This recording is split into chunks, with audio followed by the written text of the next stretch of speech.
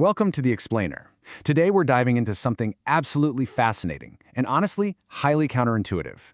We're looking at the hidden psychological forces that make human conflicts so deeply entrenched. You know, we often think we have it all figured out.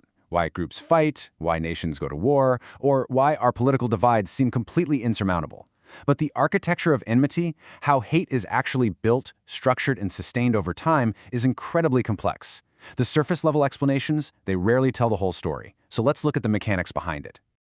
Okay, let's dive into this. Consider this concept.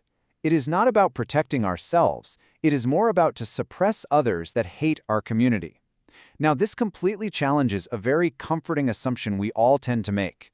When we look at conflicts, we desperately like to tell ourselves that the aggression just stems from loving our own group, right? From this noble, localized desire to protect our friends, our families, our own community. But the source material actually reveals a much darker truth. The driving force isn't an inward-facing love. It's an outward-facing urge to suppress an outside group that we've been convinced hates us. All right, Section 1, Building the Enemy, the Role of Propaganda. You see, this dynamic of suppressing others doesn't just happen by accident. Dictators and authoritarian leaders actively engineer it on a macro scale. Their core message is pretty much always the same. The other side hates us, and therefore we have to attack them first. It's a classic historical playbook. They don't motivate people by simply focusing on how wonderful their own community is. Instead, they motivate their base by manufacturing a severe, imminent threat of external hatred. It's literally a complete weaponization of fear. Moving on to Section 2, the power of disgust, peeling back the emotional layer. So when we peel back the emotional layers of conflict, there is this incredibly stark contrast between standard anger and weaponized disgust. In our daily lives, we usually associate conflict with anger.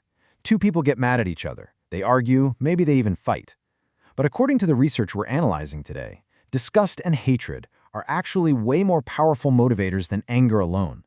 When propagandists want to truly entrench a conflict and make it last for generations, they don't just make you mad at the other side. No, they want to make you thoroughly disgusted by them.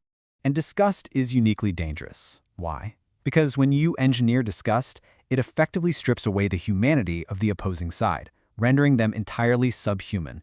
And consequently, this makes them completely unworthy of empathy or humility. Instead of just a political or social disagreement, this engineered emotion creates deep, visceral feelings of rejection and revolt. You aren't just fighting a neighbor with a different opinion anymore. You're fighting something you have literally been conditioned to see as fundamentally repulsive. Let's shift gears to Section 3, Motive, Attribution, Asymmetry, the core science of conflict. Now, let's slow down for a second, because at the root of all this is something called motive attribution asymmetry. This is a psychological phenomenon where individuals in a conflict or disagreement tend to view their own group's motivations as stemming from positive intentions, while simultaneously attributing the opposing group's actions to negative motivations. Imagine two drivers suddenly cutting each other off in traffic. You might justify cutting someone off because, well, you're rushing to the hospital for an emergency, a noble, positive motivation. But when they cut you off, you instantly assume it's because they're just a reckless, terrible person, a negative motivation. That skewed perception is exactly how our brain tricks us on a massive societal scale. We are psychologically wired to assume the absolute best about ourselves and our allies, and the absolute worst about our opponents. And this brilliantly illustrates just how deep that divide really goes. Notice the stark contrast in how we view the in-group versus the out-group. When we look at our own group, we naturally attribute our actions to love, care, or a pure desire for justice. We're the good guys, right? But when we look at the out-group, we attribute their actions to hate, malice, and a desire to harm.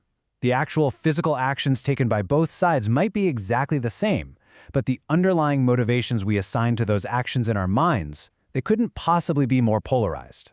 Which brings us to Section 4, the cycle of demonization, the mechanics of bias. The core principle of this asymmetry lies in an inherent informational bias. Think about your own group, the in-group. We have a front-row seat. We're privy to all the subtle nuances, the long internal discussions, and our perceived noble goals. We intimately know the context behind every single decision. But for the out-group, their intentions are completely opaque to us. We aren't in their meetings, we don't hear their nuanced debates. Therefore, their actions are always interpreted through a thick, heavy lens of suspicion and distrust. This creates a crucial psychological battle: charitable interpretation versus negative attributions.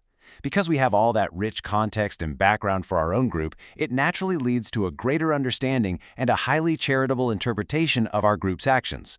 We happily give ourselves the benefit of the doubt. But conversely, because the other side is opaque and foreign to us, we just fill in those informational blanks with negative attributions.